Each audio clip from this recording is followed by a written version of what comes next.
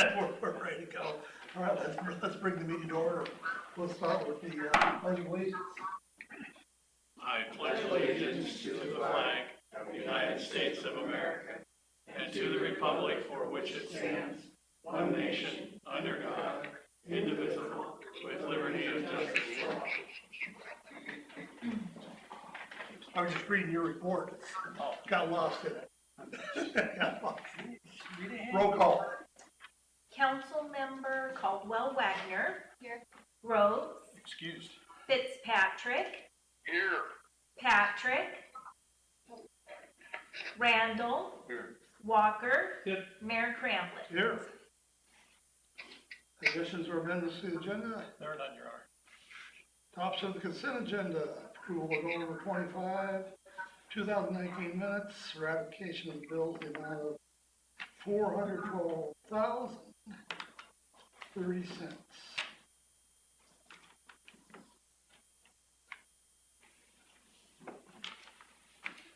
Your Honor, I'll make a motion to accept the adoption of the consent agenda. Second. Okay, it's been moved and second to adopt the consent agenda. All in favor, say aye. Aye. Opposed? Public hearing? None. None. Action, appointments committee, We have none. proposed supplemental environmental project 2019.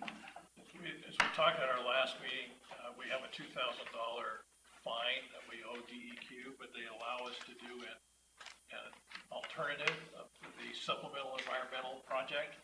After our meeting, I called Tri-County Hazardous Waste, Mr. David Skakel. He was happy to put together an SEP. We have sent it to the state for approval. We have not yet heard back. The way it works, 80% of the $2,000, the $1,600 will go to the program, and 20% or $400 goes to DEQ. So I was just letting you know that we found a place for the money to go. It's in our Tri-County area.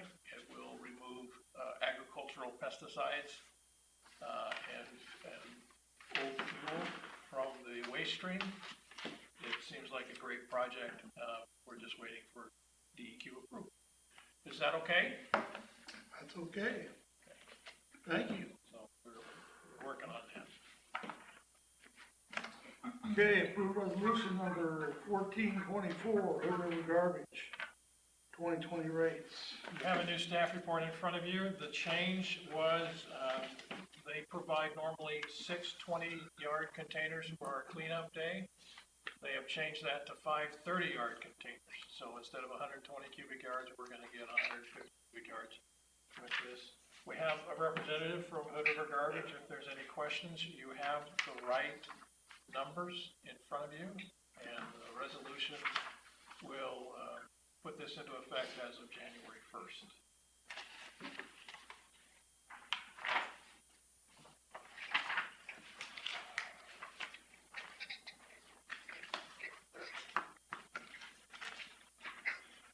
Your Honor,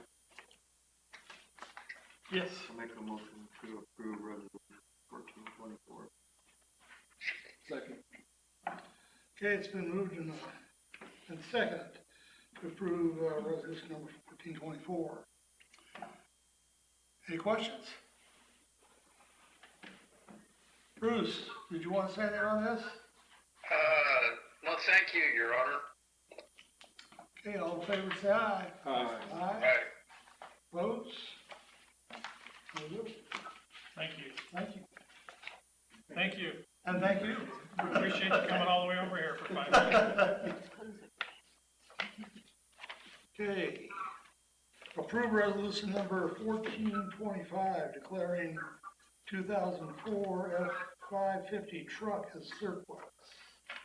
Now that we bought a new 5F50 that should be delivered within a week, we need to declare the old one surplus so we can get rid of it. And anybody who wants to buy it, it only needs $5,000 worth of transmission work. Good to know. Good to know. Full disclosure. I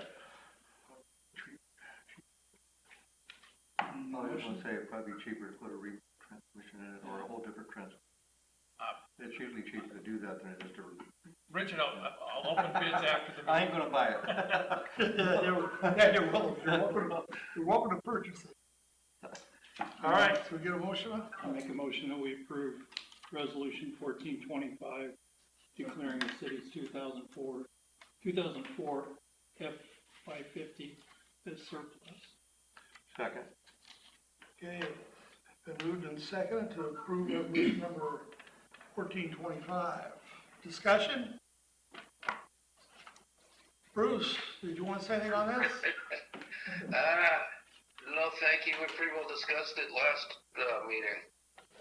Okay. All in favor, say aye. Aye. Aye. Aye. Opposed? Okay, there you go. Thank you. Sell that truck. Don't let it hang around here too long either. Make your move on it. Long. There's- Yeah, So if you guys need a truck up there, we've got one, by golly. You got mechanics, don't you? Oh, yeah. Yeah, there you go. Transmission work. that's not part of the franchise deal. So don't get carried away here. Thank you. Okay. Appearance of interested citizens.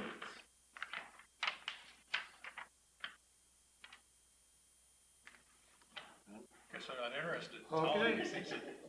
Okay, then we'll go to reports and presentations. Thank you. We have no city committee reports, but we do have Janice Crane with us. Janice, you want to stand up and introduce yourself? So we can poke questions at you? Okay. Hi, everyone. My name is Janice Crane, and I'm the new executive director of the Cascade Locks Historical Museum. I moved here yesterday, finally, so I'm happy to be a new member of your community. All right.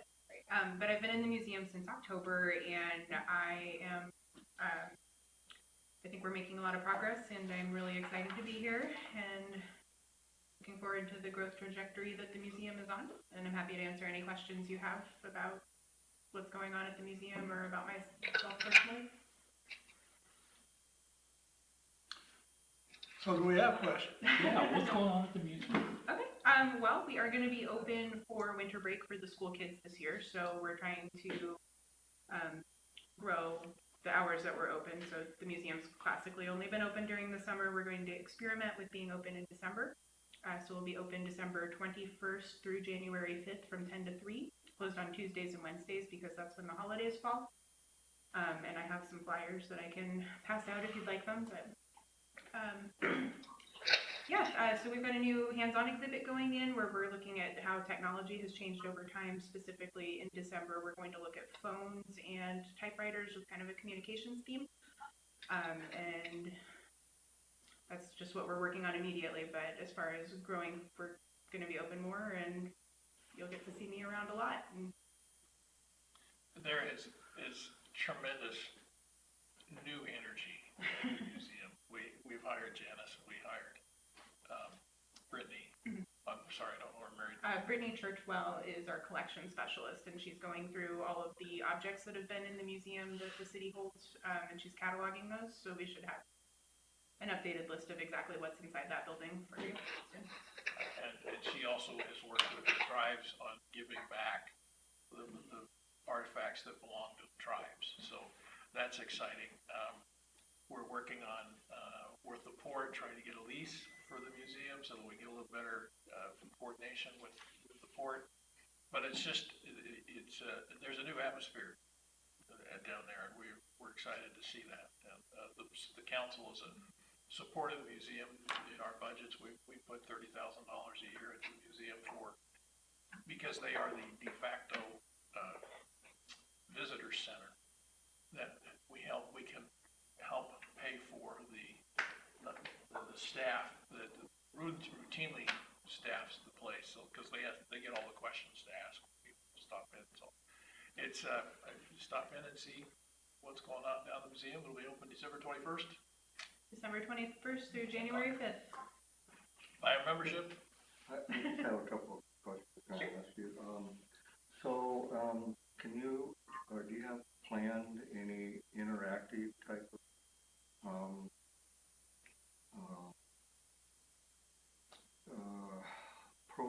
or things for visitors to do other than just to walk in and look and then leave? Is there gonna be anything like hands-on, like some museums that are Yeah. very successful? Yes, so the new exhibit that's going in is titled Hands-on History, and that's something that we'll be able to rotate through different content. So when I spoke about the phones, we've got the history of phones that people will be able to touch, like rotary phones and the cup phones that you hold up to your ear, and we also got some 90s bag phones and giant cell phones, and that's really good for facilitating intergenerational conversation. So when grandparents bring their grandkids in and they're like, "What's that? And why do we say hang up the phone?" They get to get their hands on that and touch that stuff. And that's just the first piece of it, is to get that in there. Do you know if there's any plans to, do anything like, say, there's the Mountain Men still coming in, or is that done? No, the Mountain Men still come at the end of the summer. The museum has a whole, our first task at the museum is to get our museum to be a museum, and we know it's there, and we know what our collection is, and we have formal policies on collection, decollection. I don't know if that's a word or not. But then the next step is, as we get that grounded, then we have a $4.7 million capital campaign to build the extension, a wing that would house the visitor center and the pony. That would be not quite hands-on, but close to interactive, and having in that museum space some interactive things that kids can come in and, maybe a water table that shows how the blocks work, or something like that. But that's down in the future. We got to fix our museum now to make it functional as a museum and as a place for the community to come and have programs. Does that help? Yeah, I understand we're remaking it. Yeah, and while we're working on those operations pieces, we do have a calendar together for some potential events. So if you have ideas, I'd love to discuss what pieces we're missing that we'd Do be you have any programs in the works, like for outreach for different, situations, like for the school, or when we have events here, that you can kind of... Sure. I actually just came from a PTO meeting at the school, so I have been in contact with the school. I have a meeting with the teachers to talk about what pieces of the curriculum they'd like to see the museum cover for them. They typically do their field trips in May, so they're not quite ready for us just yet, but we're still in the planning phases. But we are in touch, and we're working on that. Thank you. Bruce, did you want to add anything or ask a question? Not at this time, but I sure want to take advantage of the dates they're open. All right, come see me. I will, thank you. So we've got, because I've had a complaint from the Spirit down, because they're running the boat, and the boat said they have become kind of this visitor center thing. But they have to field a lot of questions when they're trying to sell tickets on the boat. So, and so they've asked, which we've declined on. They've asked they have the Oregon Trail sign on top of the little waterfall that points down into the park as the Oregon Trail Visitor Center, that area. If we could get that, once we get into the park, a sign there that points towards the museum instead of the grill, I think that. We would be happy to do that. Yeah, because I think that would be. Absolutely. Yeah. They've already got a nice sign up there that points down, but they're fielding those questions they would rather not. But the fact that we've got the museum up and running and the money's in there as far as the visitor center, then that's, More signs are always a good idea. yes. Yeah, so I'll just put that out there, that we need one down at the intersection and points over towards the museum there. It's tough right now, though, because we're not open. Yep, So, but as we get going, but neither's the grill, so for the most part. Yep. I guess, well, they're spotty. Yeah. Good. Sounds good. Thank you. No more questions? Yet. Find me anytime. I'm down at the museum 40 hours a week. So. Very good. Thank you. Thank you.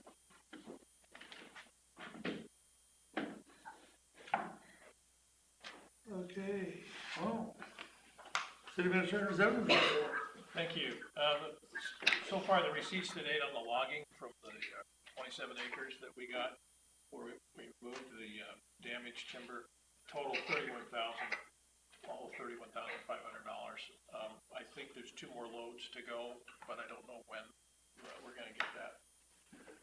At our EMS activity report, we did not have 206 calls, we had 20. I just forgot to take the 6 out. We did responded to 17 of them.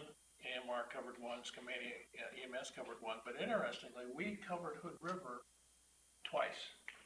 They were busy, and so we staged at Viento. If they needed a call, we could go and respond to them a little quicker. We also did 2 transfers to Portland hospitals, which are strictly moneymakers for us. Public Works, they continue to work on all their projects that are listed there. We're waiting for the container homes to come in. They were due in the middle of November. They haven't shown up yet. So that's the biggest thing. We're still trying to find a contractor to repair the storage shed. Don't forget, after tonight, we won't meet until January 13th. So please make sure your calendar is correct. We'll be closed on Christmas Eve and Christmas Day, and we'll also be closed on New Year's Day. For those of you who need or wanted a reminder on the snow removal plan, that's in there on number 6 for you. And we've put that in the newsletter, we've put it on the Facebook page, so people understand that don't park on the street when we're plowing, because we don't want our plow to run into you. Number 7, the mayor asked us to put together a meeting for the homeless and dangerous building plan. Thank you. Thank you. And we had representatives from the Hood River County Sheriff's Office. Boy, I can't even capitalize. The Hood River County Health Department, Hood River County Prevention Department, and a service called Hood River Shelter Services. We talked for an hour about what we can do and what we can't do in regard to the homeless, in regard to mental health issues. The county is trying to increase the resources that we have to service those who they come in contact with that require mental health resources. They're looking at finding a building for them. They currently have 1 motel room that they rent every day of the year to put homeless in, 1 at a time. And they're looking for more capacity that way. They're looking for support from the city, not monetary support, but just what we can do to network. Anyway, there was a very good meeting. We came away with 4 actions that we're going to do. Number 1, to make connections with the county's Bridge to Health Pathways program that provides services to low income and the mental health and our homeless population. And these services are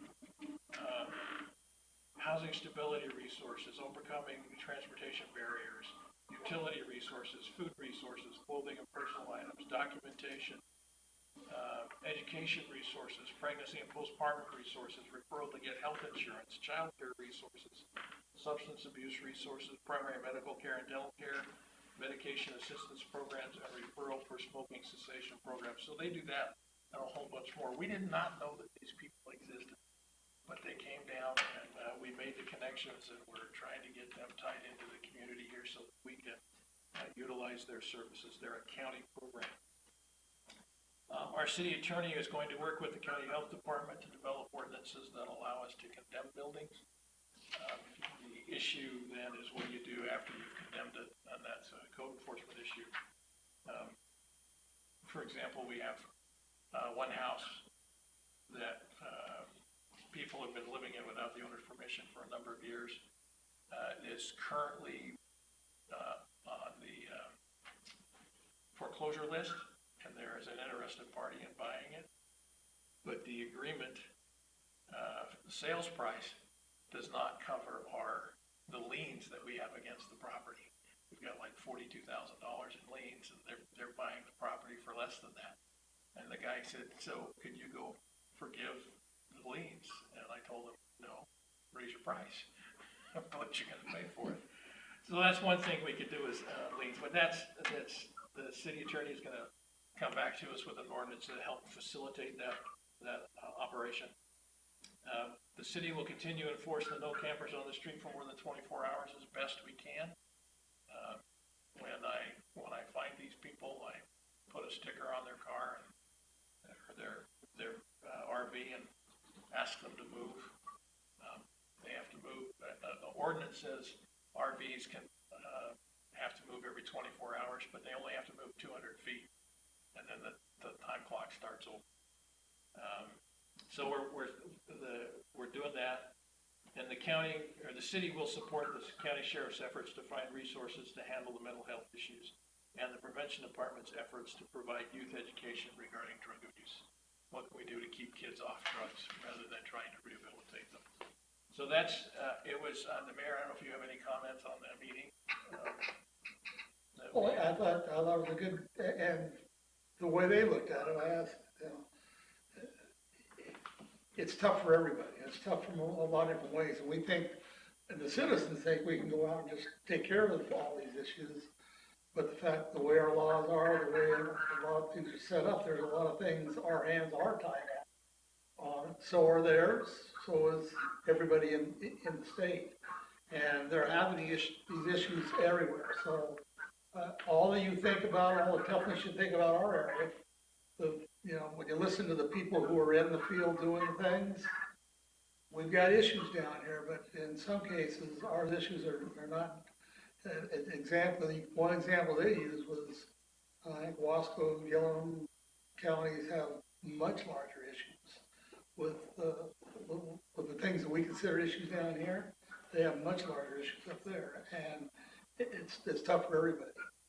And they have a little bit more resources, so they're trying to use the resources they have towards that, but everybody is short in resources. And there is the difficulty with the law issues. Hood River, the sheriff talked about on state property, on the freeway property, just in a 2-mile stretch up in the Hood River, there's at least 26 homeless camps in a 2-mile stretch in Hood River that's on state right of way. And same thing, what they do with them is they try to manage it. The sheriff talks about Mount Hood National Forest allows you to camp pretty much anywhere out there for 14 days. So within Mount Hood National Forest in Hood River County, there's all these people that are out there in the woods and it's the same as down in here. You're there for 14 days. If they get after you to make you move on, you just move a little ways and you're recamping, you're good for 14 days. So it's difficult. And then trying to get the resources.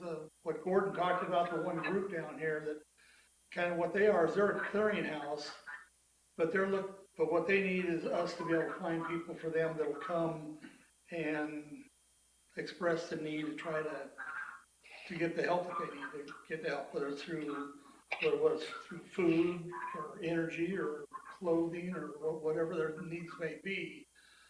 This group tries to direct them to the variety of organizations that are funded. They're non-funded, but tries to direct them through organizations that are funded to help them out. But they need people to come to them and ask that question. They have a hard time getting people to come and ask for that help. So what they're trying to get through with us and through themselves is to be able to get the word out as much as we can to people that we believe may need some of this assistance and get them to them. So just as we didn't know about them, well, lots of people who need this help don't know about them either. So we're gonna. They look at the meeting. They're appreciative of the meeting because from their end of it, it's all about communication. To keep talking to each other, trying to figure out what the other guy is doing, what is out there, and we learned a couple of things. In fact, I think during that, Gordon approached him on some of the law issues of Right. trying to get that moved towards the kind of the circuit court instead of us having to do it, so. Yeah, if we could cite people and put it into our justice court instead of municipal court, it would facilitate, would greatly speed up the process, due process, and would provide a new revenue stream for the county. But, So Ruben was gonna look into it, the sheriff was gonna look into it, Gordon, so whether we get it or not, but it's one of those things where you just, you just keep plugging away, trying to move the ball ahead on these things. So I thought it was a good meeting. And I wasn't sure I kept up with all the stuff that was going on, but Gordon keeps up with a lot more of the stuff than I do. And he felt it was good. It was very informative for him, so.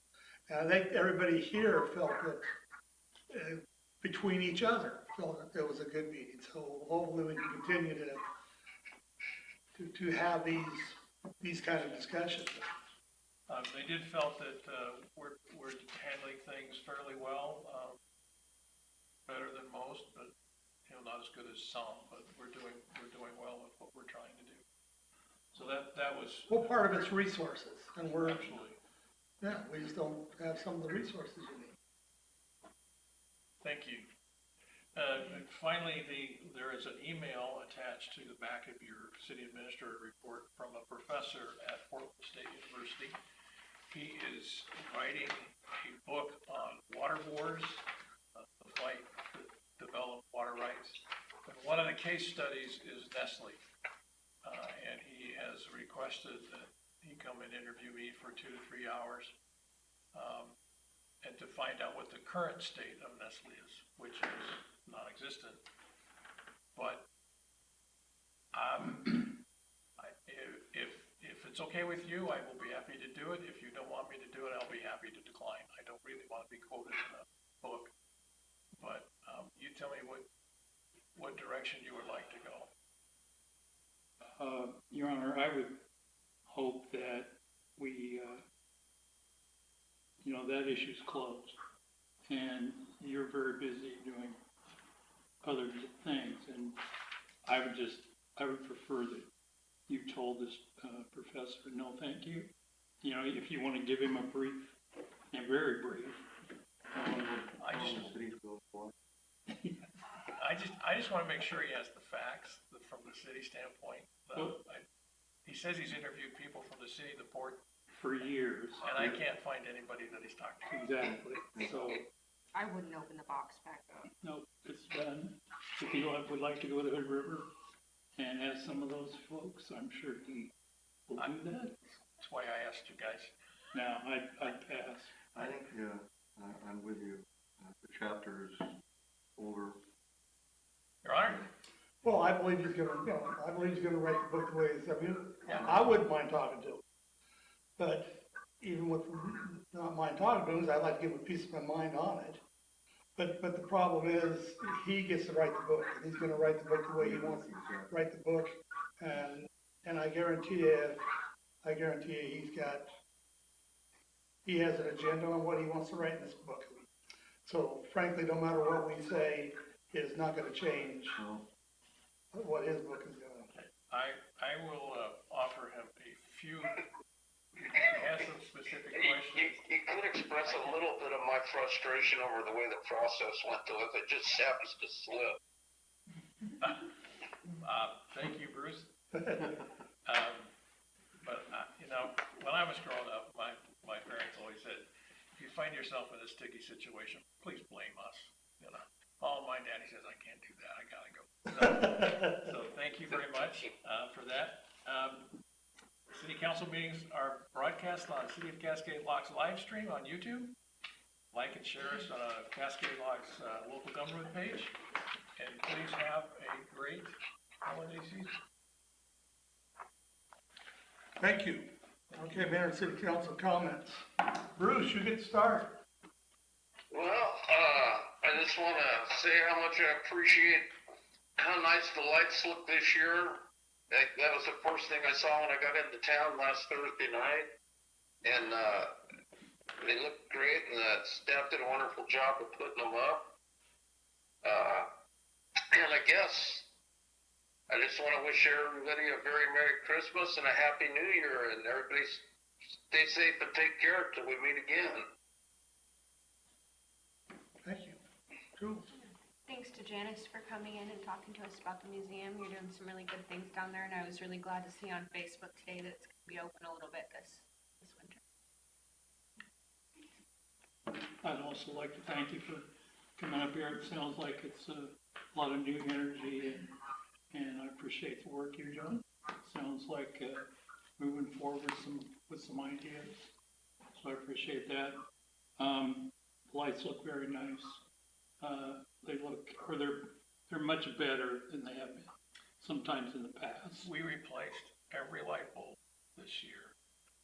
The ones that look like they're out, those are where the sockets have corroded enough that we can't get the light bulb into it. So, they put a lot of effort into getting them updated and cleaned up. Other than that, Merry Christmas, Happy New Year. Richard? Well, again, I just wanna continue to thank the staff for all that they do. I'd like to wish everybody a Merry Christmas and Happy New Year as well. And, I hope that the, museum and its new creation will be, successful for years to come. And, just again, we're looking at some bad weather coming our way here eventually, so be prepared. Thank you. So did you say that the new truck will be ready for that bad weather? Depends when it comes. And I don't know if that mean the truck or the weather, right? When did you say you were looking at It this? should be here in a week. They've been working on the bed, put on the truck, and we've, been working on the mounts for the snowplow, so it's gonna be, So they're working on the plow attachment for it too? yes. Okay. So that'll all, when it comes, all of that'll be ready It to should be go. ready to go. Okay, good. Yeah, I concur with everything here. Yeah, thank you. And I'm for adjournment. Unless there's other matters. Just one other thing. One other matter. Brenda is developing a museum dog where $1 of every dog will go to the museum. So support our local community and our museum at the same time. What's it gonna be? But you have to buy that specific museum dog? Yeah, we gotta come up with one, so we're taking ideas or suggestions, and then whatever, we'll name it, come up with a good name that we know it's the museum dog, and then we'll give $1 to the museum for every one that we sell. All right. It's gotta be If it's a really good dog, it could be a lot of money. Yep. like a mushroom for that earthy, old taste. No, no. Give me the name of the outfit that was sitting here again. That's the resource group. Oh, Pathways to Health. Pathways No, to- Bridges to Health Pathways. Bridges to Health. So if anybody's got issues out there, if there's something they need to find out about, Come see me. come see Gordon about that. There's a group out there that's their job, is to help you find the group you need to be with to help with those issues. So I'm gonna try to bring that up or I'd like to make that part of the report every meeting too, because I think it's important to just keep informing people on that. All right. Now we're open for adjournment, right? Your Honor, I make a motion, we adjourn. Second. We move to second adjourn, all in favor say aye. Aye. Aye. Hey,